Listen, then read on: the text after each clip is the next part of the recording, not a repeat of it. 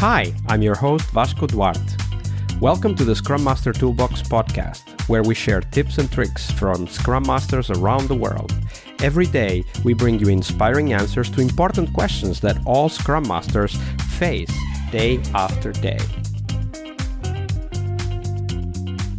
Hello everybody, welcome to our Team Tuesday. This week we have with us Sónia Wong. Hey Sónia, welcome back. Hi Vasco. Thank you for the invitation. Absolutely. So Tuesday is, of course, Team Tuesday, and we'll get there in a minute. But before we go there, do share with us, what's the book that most inspired you as a Scrum Master? I have to admit that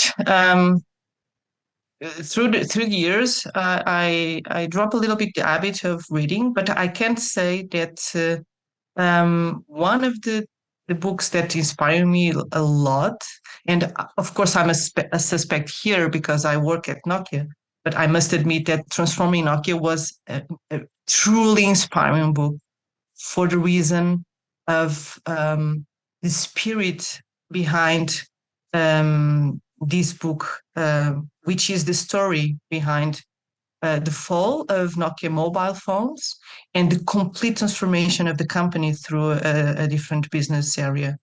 And as a Scrum Master, I must admit this is one of the most inspiring books in terms of how to deal with an absolutely tragedy scenario and how to still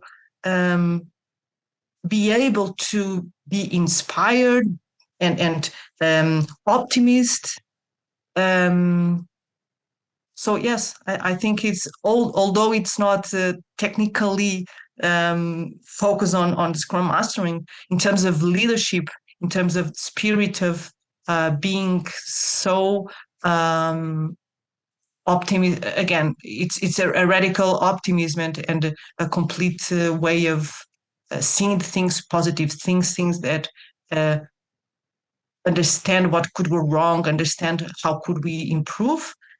I think it's a good book. I really enjoyed reading it. Of course, I'm a suspect, of course, because I worked there and I was there actually, and I was on the business side that survived at Nokia. But yeah, anyway, yeah, of course, I will. I'm have Nokia in my heart forever. So I have to admit it is a strong book for sure. Absolutely. And we'll put the link to the book on the show notes for people to go and check it out. I think the way you described it, the tragedy scenario, is very apt and correct. Yeah. These days in 2023, as we are recording this, people don't remember anymore, but Nokia used to be the biggest mobile phone manufacturer in the world. These days, it's, of course, Samsung is the biggest, then Apple as the biggest share of profit. And Google with Android operating system is the biggest operating system provider in the mobile phone space. But it was a huge tragedy for all of those that lived through that story. I was there at the time as well. It's a lesson. It's also a lesson for big companies that the market it's the one that says where to go. And a company really need to adapt quickly. So the VUCA world really take over Nokia at that time, changing the entire business, changing the entire market of mobile phones at the time. Apple was really disruptive. And I think it was a really big lesson for other companies, also for inspiring of how to not make the same mistakes, how to be able to adapt so quickly. And a Scrum team, a lesson that every Scrum team and every company that works with Scrum, even if it's a large or on a small scale, needs to understand it. The Scrum, the essential part of using Scrum is the ability to quickly adapt to the new needs instead of sticking with a plan for many years. Absolutely, which is exactly what Nokia did until it didn't work anymore. Exactly, and that cost a lot for sure for them. But let's look at the teams now, and maybe you have a story to share with us also about adaptability. Let's see what you have to share with us. So tell us a story of a team you were in working with at the time, Sonia, and give us a little bit of context, but then walk us through how those small, little, perhaps behaviors or approaches developed and grew over time, leading to big problems in that team. So one of the things that I learned, and it was a very nice thing to see happening on the team, was that when I joined the team, we were a very tiny team of 3-4 team members, a feature team, and the context was a feature team inside 3 big products.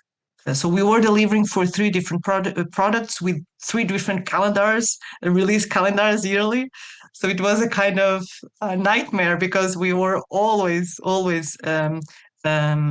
being able, being in a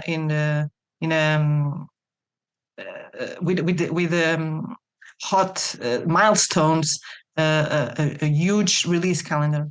So and always a lot of pressure then, right? Always a lot of pressure, yes. Always under pressure, completely. We were just finishing a release. The next one was always waiting for us. And one of the things that was happening there was that knowledge was only within two team members. And the team was getting bigger. We were increasing because of pressure, because of so many work to do.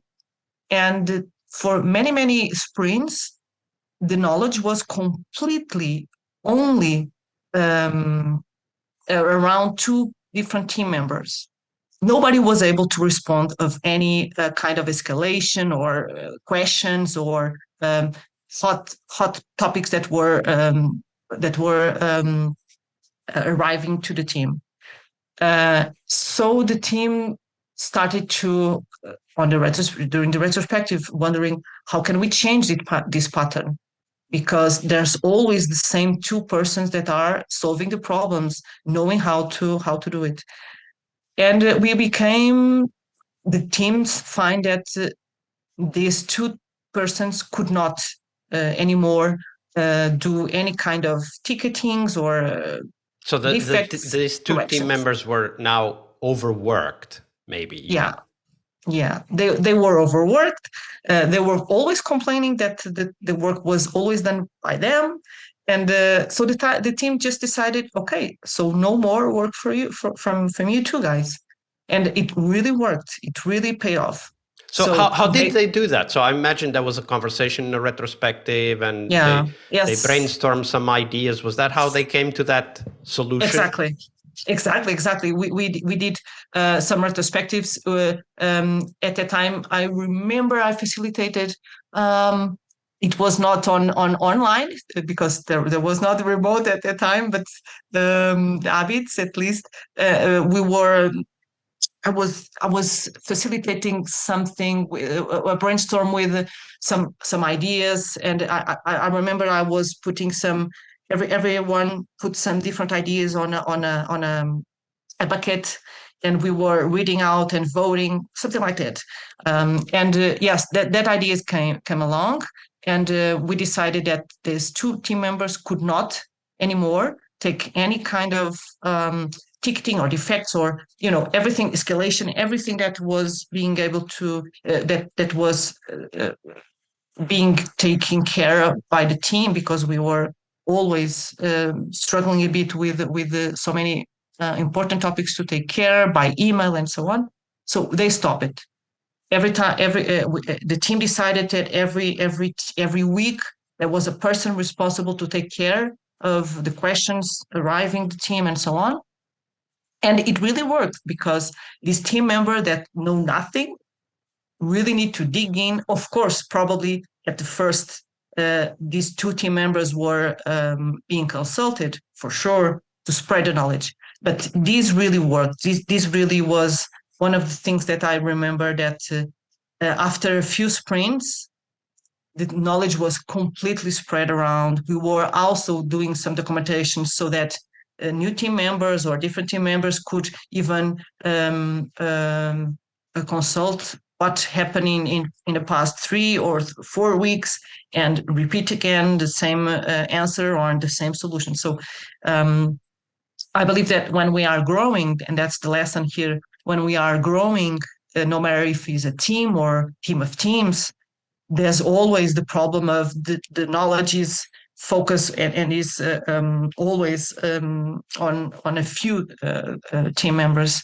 And the way that we could help the team grow and spread is always put everyone on board, hands-on, and they will for sure struggle a little bit on the beginning, at least, sprints for at least, but after a few sprints, everybody will be in the same page of knowledge and hands-on work. So and it's not necessarily an easy or logical solution to take, because at least managers will be worried. Product owners also will be worried about the team being less productive for a few sprints, and there's so much to do already, and we're behind the curve. And it's the old story of we're in Finland. We have this phrase: we're so busy running besides the bike that we don't have time to get on the bike and go faster, right? And it's that need to stop and then figure out, okay, so how do we overcome this anti-pattern, which is what the team was stuck in, an anti-pattern, right? It's this ability to think and say, okay, let's step back, let's think, what can we do? Let's stop this, because every single sprint we were like, oh my God, again, there was this guy A and guy B that were always solving the problems, and nobody else was able, because we don't know how to answer, and it has to be the A or B. And it's a long story that we were always doing like that, and we just had to stop and say, hey, we need to stop this. And it also takes courage to go with that radical solution, right? Like, now you two don't take any work, you just help others do the work. Exactly. Right? That it takes courage to do that. And of course, we need to bring the team on board, because we can't force that idea on the team. But when the idea comes from the team and the team accepts it, then it really is time to move forward and take a new approach. This is, of course, Vasco, and this is always the answer. It always coming from the team. There's no such thing of the manager outside or someone that is not feeling the pains bringing the solution. The solution always comes from the team. Yeah, that's a great way to end the episode. Solution always comes from the team. Thank you for sharing that, Sónia. Thank you, Vasco. Tuesday is Team Day here on the Scrum Master Toolbox podcast. But tomorrow we talk about something that goes beyond the work we do with the teams. We will talk about how to lead change and what our guests have learned from leading and participating in change programs during their career. See you tomorrow. We really hope you liked our show. And if you did, why not rate this podcast on Stitcher or iTunes? Share this podcast and let other Scrum Masters know about this valuable resource for their work. Remember that sharing is caring.